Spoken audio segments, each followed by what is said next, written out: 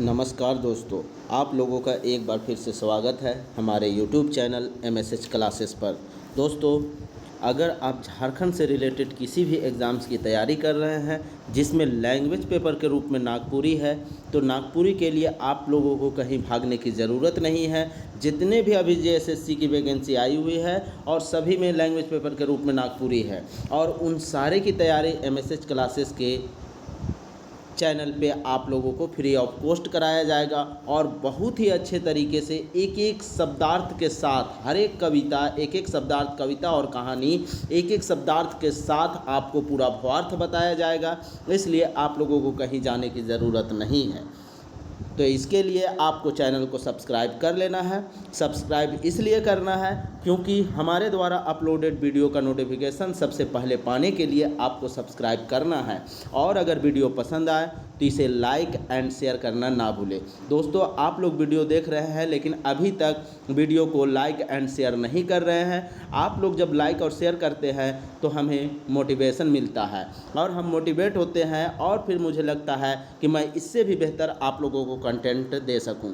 इसलिए दोस्तों, हमारी मेहनत को देखते हुए आप लोग हमारे वीडियो को लाइक एंड शेयर ज़रूर करें। दोस्तों, आज हम लोग उत्पाद सिपाही से रिलेटेड एक कविता जो कि मंजर भाग 2 का है करने जा रहे हैं, जो कि बहुत ही बेहतरीन कविता है। यह विश्वनाथ शाही के द्वारा विश्वनाथ शाही के बारे में बताया गया है, जो कि झारखंड का एक क्रांतिकारी था और 1857 के विद्रोह में बढ़ चढ़ के हिस्सा लिया था। और इसके बारे में लिखा है कौन? प्रफुल्ल कुमार राय। प्रफुल्ल कुमार राय ने बहुत ही बेहतरीन तरीके से 1857 के एक नायक विश्वनाथ शाही के बारे में बखान किया है इस कविता में। उसी को हम लोग आज देखेंगे कि किस तरह से 1857 के विद्रोह में यह बढ़ चढ़ के हिस्सा लिया और भारत को आज़ादी दिलाने में अपना महत्वपूर्ण योगदान दिया। तो चलिए हम लोग बिना देर किए आज मंजर भाग 2 का एक कविता देखेंगे। कविता का नाम है विश्वनाथ शाही। इसमें विश्वनाथ शाही के बारे में वर्णन किया गया है। और विश्वनाथ शाही कौन था?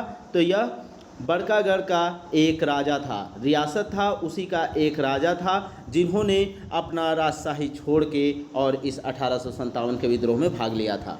और इसको किसने लिखा है? तो प्रफुल्ल कुमार राय के द्वारा लिखी गई एक बेहतरीन कविताओं में से है। चलिए।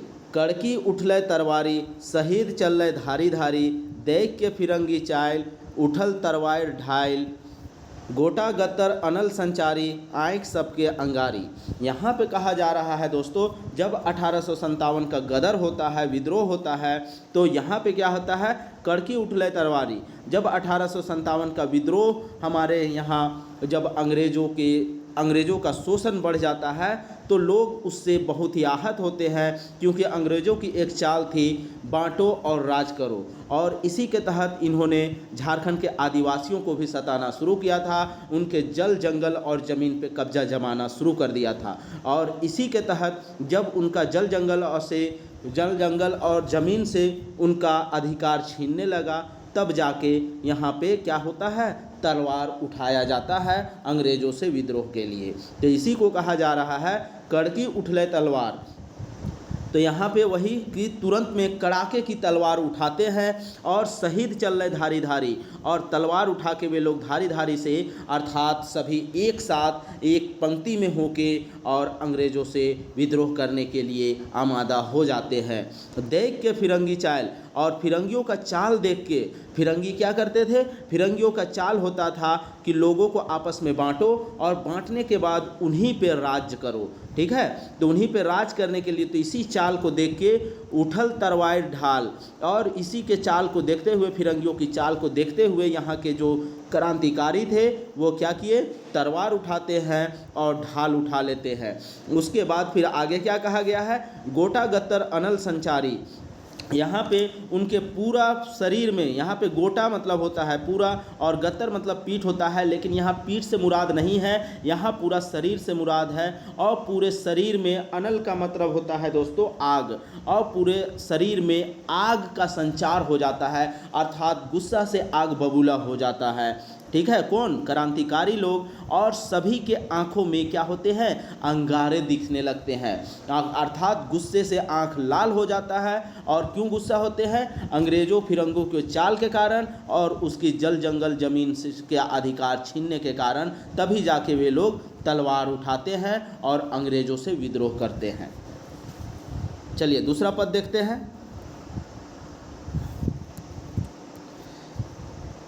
1857 जमा होलय एके ठन रणभेरी फुकलय हुकारी पनीच टंकारे परलयकारी। यहाँ पे जब 1857 का जब विद्रोह होता है तो उसमें क्या होता है? 1857 के विद्रोह में जब सभी लोग मन बना लिए होते हैं, सभी के आंखों में अंगारे आ जाते हैं, सभी को ठाकुर विश्वनाथ सहदेव के द्वारा एक पंक्ति पे लाया जाता है, तो सभी लोग एक जगह 1857 को जमा होते हैं। जमा क्यों होते हैं? अंग्रेजों के विरुद्ध युद्ध करने के लिए। और तभी रणभेरी फूकलय हुकारी, और तभी रणभेरी की आवाज़ बजती है। रणभेरी क्या होता है दोस्तों? एक तरह का बाजा होता है। जैसे पहले ज़माने में, अब का युद्ध क्या होता है दोस्तों? गोली और बंदूक से होता है, लेकिन पहले का युद्ध होता था एक खेमा इधर रहता था और एक खेमा इधर, दोनों आके एक जगह अस्थायी रूप से रहते हैं। और जब तक रणभेरी की आवाज़ अर्थात बिगुल नहीं बजता था कि युद्ध स्टार्ट किया जाए, तब तक ये लोग अपने खेमे में बने रहते हैं। और इसी दौरान जब रणभेरी का आवाज़ बजता है, रणभेरी का बजता है, तो उसके बाद ये लोग अपना हुंकार भरने लगते हैं। ठीक है, अर्थात युद्ध के लिए आगे बढ़ने लगते हैं। पनीच टंकारे परलयकारी, पनीच का अर्थ होता है दोस्तों धनुष के डोरा। और यहाँ पे जैसे ही रणभेरी का आवाज़ बजता है और उसके बाद धनुष की डोरियों को लोग खींचना शुरू करते हैं, और जैसे ही धनुष की डोरियों को लोग खींचेंगे और वहाँ से तीर जो है वह अंग्रेज़ों के खेमे में जाके अंग्रेज अधिकारियों को मारना शुरू कर देंगे। और इसी तरह हम लोग देखते हैं कि 1857 के विद्रोह की असफलता में एक महत्वपूर्ण कारण है हमारा पारंपरिक हथियार। क्योंकि हम लोग क्या तीर धनुष से लड़ते थे, तीर धनुष तलवार से लड़ते थे, जबकि अंग्रेज़ों के पास आधुनिक हथियार थे। इसी कारण से उन लोगों ने 1857 में हम लोगों को क्या किया? शिकस्त दिया। तो यहाँ पे यही चीज़ को बताया जा रहा है, जैसे रणभेरी का आवाज़ बजता है तो लोग अपना धनुष के डोरी को खींचते हैं, जिससे तीर का बौछार होने लगता है शत्रु के खेमे में, अर्थात फिरंगियों के खेमे में। चलिए नेक्स्ट देखते हैं। ठाकुर विश्वनाथ राय संगे गणपत राय पाछे भाई नादिर भिखारी अंग्रेज हियाँ हाहाकारी। अब यहाँ पे दोस्तों फिर से बताया जा रहा है, जब 1857 का विद्रोह हो जाता है, और यह विद्रोह किसके नेतृत्व में लड़ा जाता है? ठाकुर विश्वनाथ सहदेव के, जो कि बड़कागढ़ का एक रियासत था, और उसी का राजा हुआ करता था कौन? ठाकुर विश्वनाथ सहदेव। लेकिन अपना राज ठाट बाट को छोड़ के और देश को आज़ादी दिलाने के लिए और सभी लोगों को अधिकार दिलाने के लिए युद्ध में कूद पड़ते हैं। और उसके साथ उसका सेनापति, इस विद्रोह का सेनापति जो कि गणपत राय था, वह भी उसके साथ शामिल होता है। और साथ ही साथ नादिर अली जो कि डुरंडा का सूबेदार था, वह भी इन लोगों के साथ में हो जाता है। अब इन तीनों को एक साथ देख के अंग्रेज हिया हाहाकारी, सभी को एक साथ इन तीनों को देख के, इन तीनों वीर सपूतों को देखते हुए अंग्रेजों के खेमे में हाहाकार मच जाता है कि एक साथ ये तीनों शत्रु अर्थात तीनों विद्रोही एक साथ आ गए हैं। इससे अंग्रेज खेमे में हाहाकारी मच जाता है। चलिए आगे देखते हैं।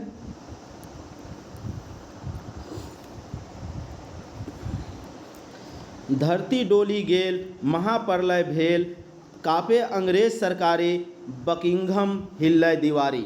यहाँ पे जैसे ही ये तीनों क्रांतिकारी अर्थात झारखंड के वीर सपूत एक साथ आते हैं और विद्रोह के लिए कूद पड़ते हैं, तो इसको देखते हुए जब वहाँ की धरती जो होती है वह भी डोलने लगती है, और ऐसा लगता है कि वहाँ प्रलय आ गया है। प्रलय अर्थात विनाश आ चुका है। महाप्रलय भेल अर्थात यहाँ पे महाविनाशकारी चीज़ का आमादा हो चुका है, अर्थात विद्रोह जोर शोर से चलना शुरू होता है। और जब विद्रोह शुरू हो जाता है तो कांपे अंग्रेज सरकारी, और जो अंग्रेज अधिकारी होते हैं वे लोग विद्रोह को देखते हुए कांपने लगते हैं। क्योंकि दोस्तों हम लोग जानते हैं 1857 के विद्रोह में रांचियों से अंग्रेजों का सफाया कर दिया था, लेकिन बाद में अपने ही लोगों के धोखे के कारण फिर से अंग्रेज यहाँ पे काबिज हो जाते हैं। तो यही चीज़ को यहाँ पे बताया जा रहा है इस कविता के माध्यम से। कांपे अंग्रेज सरकारी, जब ये लोग एक साथ आते हैं और अंग्रेजों को खदेड़ना शुरू करते हैं, इसे देख के अंग्रेज सरकार जो होता है वह कांपने लगता है। और साथ ही साथ बकिंघम, जो कि इंग्लैंड का एक पैलेस है, एक महल है, वहाँ जहाँ पे यहाँ के अधिकारी बैठते थे, अंग्रेज अधिकारी, उसी शहर को, उसी को बकिंघम कहा जाता है। और उसका दीवार को भी ये क्रांतिकारी हिला देते हैं। इसीलिए यहाँ पे कहा गया है जब ये लोग क्रांतिकारी लोग एक साथ आते हैं और 1857 का विद्रोह करते हैं तो उससे अंग्रेज सरकारी कांपने लगते हैं और ऐसा प्रतीत होता है कि उसका दीवार हिलने लगा है, अर्थात वे लोग कमज़ोर होने लगे हैं। नेक्स्ट देखते हैं, आपने आदमी जन बन गेलै विभीषण, आपन के आपन से जारी दगा देलै बड़ भारी। यहाँ पे दोस्तों फिर से क्या कहा जा रहा है कि यहाँ के जो वीर सपूत थे वे बहुत ही ज़ोर शोर से युद्ध कर रहे थे और लगभग अंग्रेज़ों को हरा चुके थे, लेकिन अपने से अपने जन, अपने से आदमी जन, अर्थात अपने ही लोगों के द्वारा अपने लोग क्या बन गए, विभीषण बन गए। विभीषण कौन था दोस्तों? तो विभीषण रावण का भाई था। और यहाँ पे विभीषण का अर्थ होता है धोखा देने वाला, अर्थात देशद्रोही। क्यों? क्योंकि विभीषण रावण का भाई होते हुए भी राम का पक्ष लिया था, अर्थात सत्य का साथ दिया था। इसलिए आजकल कोई भी अगर धोखा देता है तो उसे विभीषण का उपाधि दिया जाता है। विभीषण का अर्थ हुआ दूसरे खेमे में जाके शामिल हो जाना और अपने खेमे को छोड़ देना। तो इसीलिए यहाँ पे क्या कहा जा रहा है, अपने ही लोग, अपने ही में से कुछ लोग क्या कर गए, विभीषण बन गए। विभीषण बन गए, आपन के आपन से जारी दगा देलै बड़ भारी। और ये लोग जब विभीषण बन गए और अपने ही लोगों को धोखा दिए, कहने का अर्थ क्या हुआ दोस्तों कि अपने ही लोग, जब यहाँ के जो वीर सपूत थे उसमें से ठाकुर विश्वनाथ सहदेव, गणपत राय, नादिर अली, इन लोगों को पकड़वाने के लिए कुछ अपने ही लोग, उसमें से विश्वनाथ दुबे और एक था महेश नारायण शाही, इन दोनों ने ठाकुर विश्वनाथ सहदेव को पकड़वाने में अहम भूमिका निभाए। और यह अपने ही लोग थे, अर्थात झारखंडी थे।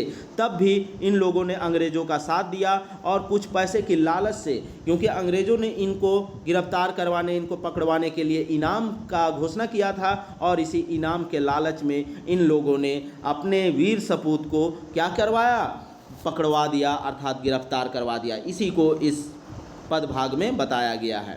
चलिए आगे देखते हैं।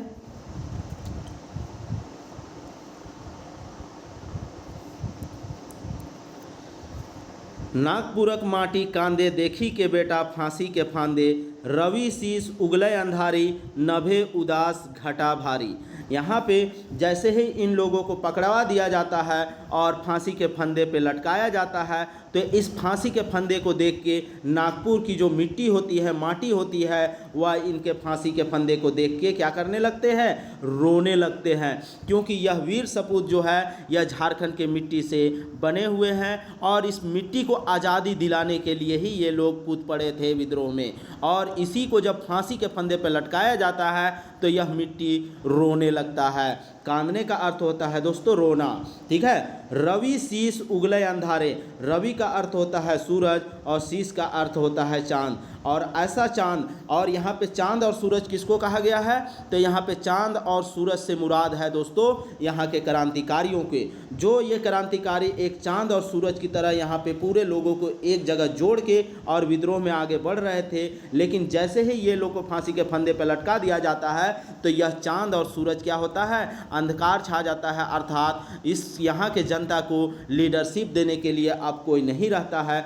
इसलिए कहा गया है रवि शीश उगले अंधारी, अर्थात आज से यहाँ का सूरज जो है वह क्या हो रहा है, अस्त हो रहा है, अर्थात सूरज डूब रहा है। और सूरज में जो रोशनी होना चाहिए वह रोशनी नहीं हो रहा है। अर्थात यह रोशनी जो था वह ठाकुर विश्वनाथ सहदेव, गणपत राय इन लोगों की तरह था, लेकिन आज इन लोगों यह सूरज जो है वह फांसी के फंदे पे लटक गया और यहाँ फिर से झारखंड के माटी में क्या हुआ, अंधेरा छा गया। नभे उदास घटा घा भारी, और जैसे ही इन लोगों अंधेरा छा जाता है, इन लोगों को फांसी पे लटका दिया जाता है, तो पूरे आकाश में उदासी की घटा भर जाती है। चलिए नेक्स्ट देखते हैं। कथा सुमरने हाय सहाय राय मन पछताय, अंतरे संताप बड़ भारी नमन करत सतवारी। अब यहाँ पे यह जो 1857 की कथा है, जब उस कथा को सुनने लगता है, उस कथा के बारे में बखान होने लगता है, तो जो प्रफुल्ल कुमार राय है, राय का मन पछताने लगता है। जब भी उस कथा के बारे में, कौन सी कथा, 1857 के विद्रोह की कथा, जिसमें जल जंगल ज़मीन के लिए यह विद्रोह लड़ा गया, तो उस कथा का बखान जैसे ही होता है, तो यह क्या होता है, प्रफुल्ल कुमार राय जो कि विश्वनाथ शाही के कवि हैं, तो इनका मन क्या होता है, पछताने लगता है। अंतरे संताप बड़ भारी, और उसके अंतरात्मा में क्या होता है, बहुत ही बड़ा दुख से भर जाता है, अर्थात उसकी अंतरात्मा दुख से घिर जाती है। नमन करत सतवारी, और इस वीर सपूतों का वह नमन करता है, एकदम सत्य सत्य नमन करता है, निष्ठा के साथ वह नमन करता है, अर्थात याद करता है। कड़की उठले तरवारी शहीद चल धारी धारी, फिर से वही को दोहराया जा रहा है दोस्तों। कड़की उठले अर्थात जैसे ही इन लोगों का अधिकार को छीना जाता है, तो छीनने के बाद ये लोग क्या होते हैं, तलवार उठाते हैं और विद्रोह के लिए आगे बढ़ते हैं। ठीक है, अब इस शब्द में, इस कविता में कुछ शब्दार्थ दिया गया है, उस शब्दार्थ को हम लोग देखते हैं, जो कठिन शब्द है। अनल का अर्थ क्या होता है दोस्तों, तो अनल का अर्थ होता है आग, अर्थात आग। रणभेरी क्या होता है, रणभेरी हम पहले ही बता चुके हैं, यह एक बाजा होता है जो युद्ध शुरू करने का संकेत देता है, अर्थात जैसे ही युद्ध शुरू होने वाला होता है तो इस बाजा को पीट पीट के बजाया जाता है। पनीच, पनीच का अर्थ क्या होता है, धनुक, धनुक अर्थात धनुष का डोरी, धनुष के डोरी को ही खींचने पे यहाँ से तीर निकलता है। ठीक है, तो यहाँ पे पनीच का अर्थ होता है धनुष की डोरी। अब हम लोग इससे संबंधित महत्वपूर्ण प्रश्न उत्तर की चर्चा करते हैं। ठीक है, पहला प्रश्न, नागपुरी कविता विश्वनाथ शाही का कवि कौन है? कै विश्वनाथ शाही का कवि कौन है दोस्तों, तो हम लोग देख चुके हैं विश्वनाथ शाही का कवि कौन है, तो प्रफुल्ल कुमार राय। प्रफुल्ल कुमार राय के द्वारा एक बेहतरीन ही कविता ठाकुर विश्वनाथ सहदेव के ऊपर लिखी गई है, जिसमें 1857 की क्रांति का बखान किया गया है। ठीक है, दूसरा देखते हैं दोस्तों, दूसरा प्रश्न, नागपुरी कविता विश्वनाथ शाही कौन किताब में संकलित है? यह कौन किस किताब में है, किताब का नाम आपको बताना है। तो दोस्तों हम लोग उत्पात सिपाही से रिलेटेड अभी क्लास कर रहे हैं, तो यह मंजर भाग 2, उत्पात सिपाही में मंजर भाग 2 पढ़ना है, तो यह मंजर भाग 2 से संबंधित एक कविता है। नेक्स्ट देखते हैं, नागपुरी कविता विश्वनाथ शाही में कैठो पदभाग देवाला है? क्योंकि दोस्तों पदभाग से क्वेश्चन एक रहेगा, याद रख लीजिए, पदभाग से एक क्वेश्चन हर हाल में पूछा जाएगा, इसलिए पदभाग को हल्के में ना ले और पदभाग हर एक कविता का आप याद करने का कोशिश कीजिए। तो कितना पदभाग है? पहला ऑप्शन है 4 ठो, दूसरा 5 ठो, तीसरा 6 ठो और चौथा 7 ठो। तो इस कविता में कितना पदभाग है दोस्तों? 7 पदभाग है। ठीक है, 7 पदभाग दिया हुआ है इस कविता में। चलिए नेक्स्ट देखते हैं 4 नंबर,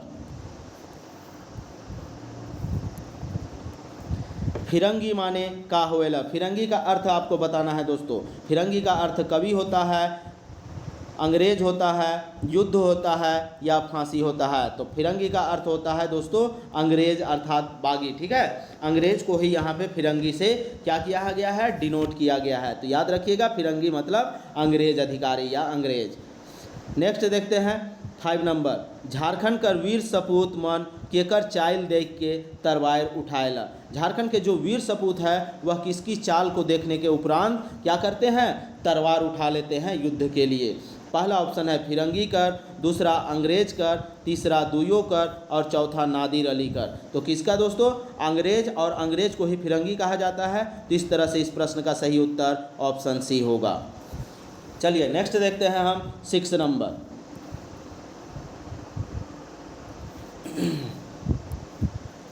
फिरंगी मनक चाइल देख के क्रांतिकारी मन गोटे गत्तर में का कर संचार। क्रांतिकारी मनक गोटे गत्तर में का कर संचार होवेला।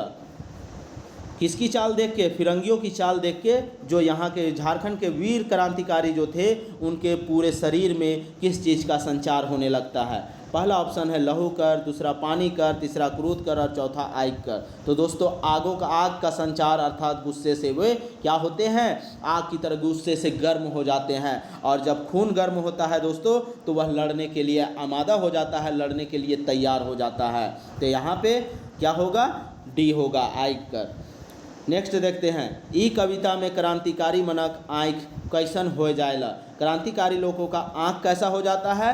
तो आग नियर लाल हो जाता है, अंगारे, अंगारे की तरह लाल हो जाते हैं। ठीक है, अंगारा किसको कहते हैं? जब आग जला हुआ होता है तो वह देखते होंगे कि एकदम लाल दिखता है। तो उसी तरह यहाँ के क्रांतिकारियों का आँख जो है गुस्से से क्या हो जाता है? लाल हो जाता है, अर्थात लगता है कि आग उगलेगा अब इन लोगों का आँख। और यही जब अंगारे की तरह उन लोगों का आँख होता है तब जाके ये लोग युद्ध के मैदान में आते हैं और अंग्रेज़ों को लगभग शिकस्त देने की उम्मीद, शिकस्त के तरफ पहुंच जाते हैं। लेकिन अपने लोगों की दगाबाजी के कारण ये लोग फिर से हार जाते हैं। चलिए नेक्स्ट देखते हैं 8 नंबर। ई कविता में कौन बेरा सब क्रांतिकारी मन एके ठिना जमा होला। कौन बेरा अर्थात किस ईस्वी में एक साथ सब लोग एक जगह जमा हुए? तो 1857 में। 1857 के क्रांति के लिए ही ठाकुर विश्वनाथ शाही ने सभी क्रांतिकारियों को एक जगह क्या किया? इकट्ठा किया। ठीक है, चलिए नेक्स्ट देखते हैं 9 नंबर। ई कविता में कौन हुंकार भरेला। इस कविता में आपको बताना है किसके द्वारा हुंकार भरा जाता है, अंग्रेज के द्वारा, रणभेरी के द्वारा, क्रांतिकारी के द्वारा या सौभे के द्वारा। तो दोस्तों हुंकार कौन भरता है? तो रणभेरी हुंकार भरती है। और जैसे ही रणभेरी का हुंकार भरता है लोग युद्ध शुरू कर देते हैं। ठीक है, दोनों खेमे से युद्ध शुरू हो जाती है। रणभेरी का बाजा बजता है अर्थात हुंकार भरता है। ठीक है, हुंकार भरना अर्थात बजना। ठीक है, पनीच माने का होवेला। पनीच का अर्थ हम लोग देख चुके हैं दोस्तों, धनुक कर डोरा। धनुष का जो डोरी होता है, रस्सी होता है, उसी को ही पनीच कहा जाता है नागपुरी में। नेक्स्ट देखते हैं 11 नंबर। 1857 का विद्रोह में ठाकुर विश्वनाथ संगे कौन कौन रहना। 1857 के विद्रोह में ठाकुर विश्वनाथ के साथ कौन कौन रहता है? गणपत राय, शेख भिखारी और नादिर अली, इन तीनों की चर्चा हुई है। तो यहाँ पे इस प्रश्न का सही उत्तर ऑप्शन डी सौभे होगा। ठीक है, ये तीनों शामिल होते हैं, और लोग भी होते हैं लेकिन खास करके इस कविता में यही तीनों का उल्लेख हुआ है, इसलिए यही होगा। नेक्स्ट देखते हैं, सब क्रांतिकारी मन के एके साथ देख के केकर खेमा में हाहाकार मच जाएला। किसके खेमा में हाहाकार मच जाता है, अर्थात किन लोगों के बीच हाहाकार मचता है? पहला ऑप्शन है इंग्लैंड में, दूसरा अंग्रेज़ों में, तीसरा मैदान में और चौथा सौभे। तो किस में होता है दोस्तों? तो अंग्रेज़ों की खेमा में क्या होता है? हाहाकार मच जाता है। इंग्लैंड में नहीं दोस्तों, भारतीय में जो भारत में आके राज करते थे उन अंग्रेज़ों के खेमा में क्या होता है? हाहाकार मच जाता है।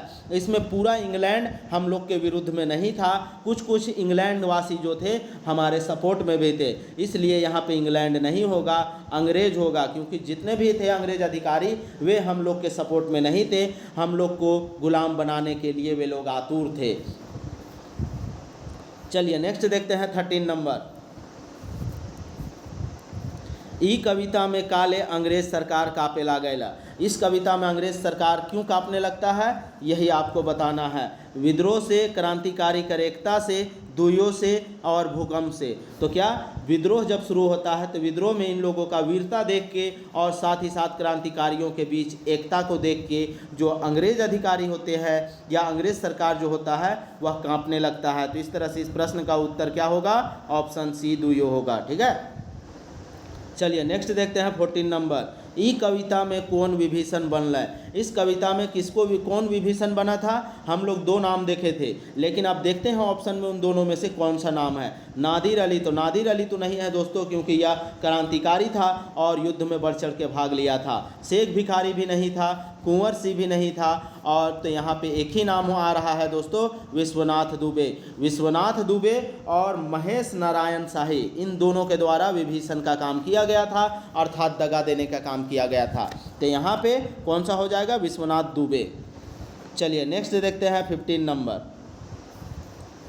ई कविता में नागपुर कर माटी काले कांदेला, नागपुर का मिट्टी क्यों रोने लगता है? तो क्यों रोने लगता है दोस्तों, जब क्रांतिकारियों को फांसी पे लटकाया जाता है, अर्थात यहाँ के वीर सपूतों को फांसी पे लटकाने का जब मंजर आता है, तो उसी को देख के यहाँ झारखंड की जो मिट्टी होती है, नागपुर की जो मिट्टी, वह रोने लगती है। चलिए अगला देखते हैं 16 नंबर। रवि माने का होवेला, रवि का अर्थ क्या होता है दोस्तों? तो रवि का अर्थ होता है सूरज, ठीक है, रवि का अर्थ सूरज होता है। और यहाँ सूरज से मुराद क्या है? तो सूरज से मुराद यहाँ पे ठाकुर विश्वनाथ सहदेव, गणपत राय, शेख भिखारी, नादिर अली, ये सभी को किया गया है, ठीक है। नभ माने का होवेला, तो नभ का अर्थ क्या होता है? नभ का सिंपल शाब्दिक अर्थ होता है दोस्तों आकाश, ठीक है। चलिए आगे देखते हैं 18 नंबर। संताप कर अर्थ बताओ, संताप का अर्थ आपको बताना है। तो संताप का अर्थ क्या होता है दोस्तों? तो संताप का अर्थ होता है दुख, दुख की घड़ी, दुख की घड़ी देख के ही उन लोगों में क्या होता है, दुख हो जाता है, ठीक है। तो संताप का संचार होता है, अर्थात उन लोगों को जब फांसी मिलता है तो संताप का संचार अर्थात दुख का संचार होने लगता है उन लोगों के बीच। चलिए नेक्स्ट देखते हैं 19 नंबर। 1857 का विद्रोह में कौन मुक्त वाहिनी सेना कर गठन करेला?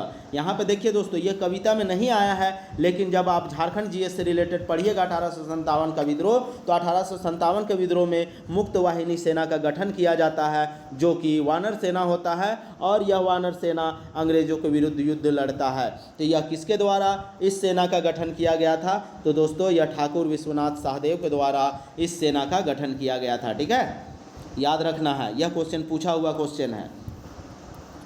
अगला प्रश्न देखते हैं। ठाकुर विश्वनाथ सहदेव के कौन तारीख में फांसी देल गेल है? किस तारीख को ठाकुर विश्वनाथ सहदेव को फांसी दिया गया था? तो दोस्तों ठाकुर विश्वनाथ सहदेव को 16 अप्रैल 1858 को फांसी पे लटकाया गया था, ठीक है। डेट याद रखिएगा, यह भी प्रश्न पूछा गया है। नेक्स्ट देखते हैं 21 नंबर। 1857 का विद्रोह में ठाकुर विश्वनाथ शाही कर सेनापति कौन रहे? ठाकुर विश्वनाथ सहदेव का सेनापति कौन था? तो सेनापति कौन था दोस्तों? तो गणपत राय था, पांडे गणपत राय, ठीक है, पंडित गणपत राय इस 1857 के विद्रोह में विश्वनाथ शाही का क्या था? सेनापति था, जो कि युद्ध का नेतृत्व कर रहा था। चलिए नेक्स्ट देखते हैं 22 नंबर। 1857 का विद्रोह कर कथा सुन के केकर मन पछताएला?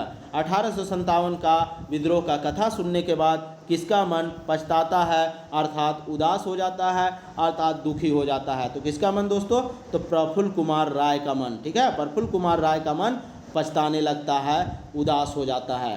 तो इस तरह से हम लोग विश्वनाथ शाही एक कविता है जो कि प्रफुल्ल कुमार राय के द्वारा लिखी गई है, एक बेहतरीन कविता जिसमें झारखंड के अंग्रेज़ों के विरुद्ध युद्ध का बखान किया गया है, और यह एक बेहतरीन कविता है। यह उत्पात सिपाही से रिलेटेड एक कविता था। इसका हम लोग हिंदी अनुवाद और साथ ही साथ प्रश्न उत्तर की चर्चा कर चुके हैं। तो दोस्तों इसी तरह अब आप लोग बताइए कि यह वीडियो कैसा लगा। अगर वीडियो पसंद आया तो दोस्तों लाइक कर दे और साथ ही साथ अपने फ्रेंड सर्कल में इसे शेयर कर दे, ठीक है, शेयर करना ना भूले। इसे इतना शेयर कीजिए दोस्तों कि सभी लोगों तक यह वीडियो लेक्चर पहुंच जाए। जो भी उत्पात सिपाही की तैयारी कर रहे हैं उन सभी छात्रों तक इस वीडियो को पहुँचाना आप लोगों की जिम्मेदारी है, और इस जिम्मेदारी को आप लोग निभाइए, क्योंकि दोस्तों मैं आप लोगों के लिए इतना मेहनत कर रहा हूं, तो इतना तो आप लोग मेरे लिए कर ही सकते हैं। मैं आप लोगों से और कुछ भी नहीं चाह रहा हूं। देखिए दोस्तों, मैं एक एक वर्ड का आप लोगों को हिंदी बताया, साथ ही साथ एकदम बेहतरीन तरीके से अपना सब कुछ झोंक दे रहा हूं दोस्तों आप लोगों के लिए, और आप लोगों से बस वीडियो शेयर करने के लिए और लाइक के लिए, और अगर इसमें कुछ सुधार की आवश्यकता हो तो आप कमेंट के माध्यम से अवश्य बताएं। तो चलिए दोस्तों, वीडियो में अंत तक बने रहने के लिए आप लोगों का धन्यवाद।